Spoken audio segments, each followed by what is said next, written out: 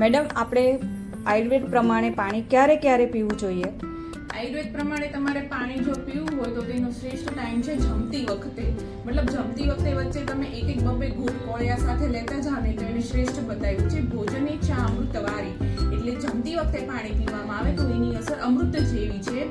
જીર્ણે વારી બલપ્રદમ, એટલે જમી લીધા પછી જો પાણી પીવામાં આવે તો એ તમને બલ પ્રદાન કરે છે, મતલબ શક્તિ આપે છે. પણ જીર્ણે એટલે શું કે જમી લીધાના 1-1.5 કલાક પછી તમે જમી લીધા પછી તુરંત પાણી પીશો તો એની અસર વિષ સમાન છે. એના માટે કહેલું છે કે ભોજન અંતે વિષ ભવેત, એટલે ભોજન પછી જો તરત પાણી પીવામાં આવે ને તો તેની અસર વિષ જેવી છે.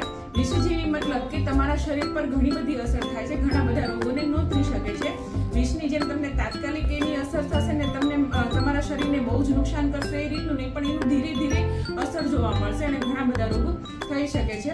અજીર્ણે વારી ભેષજમ, એટલે અજીર્ણ તમારું જે છે, અજીર્ણ એટલે શું તો કે ખોરાક પચતો નહીં હોય, ગેસ હોય, એસિડિટી હોય, ઓડકાર હોય, એવા સંજોગોની અંદર આ જે પાણી છે, ઉકાળેલું પાણી પીવું જોઈએ. તો એ છે ને એકદમ ભેષજ સમાન, ઔષધિ સમાન એની અસર છે.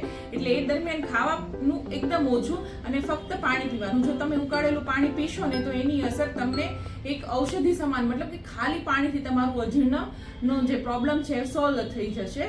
અને બીજું એક વસ્તુ છે કે જમ્યા પછી, જમ્યા પહેલા અને જમતી વખતે પાણી પીવાથી શરીરના શેપ પર, મતલબ સ્થૂળતા ઉપરની જે અસર છે એ પણ એક એમાં સમાયેલું છે કે ભાઈ તમે જમ્યા પહેલા પાણી પીવો ને તો તમારું શરીર પતલું બનાવે છે, જમતી વખતે પાણી પીવો તો બેલેન્સ રહે છે, સમ બનાવે છે. અને જેમાં પછી તમે તરત પાણી પીવો ને તો તમારા શરીરમાં સ્થૂળતા ઉત્પન્ન કરે છે, મોટાપો ઉત્પન્ન કરે છે. એટલે પાણીને પીવા સાથે અને એના સમય સાથે આ રીતે આયુર્વેદમાં જણાવેલું છે કે આ રીતે આ ટાઈમમાં પાણી પીવાથી તેની આ રીતની અસર થાય છે.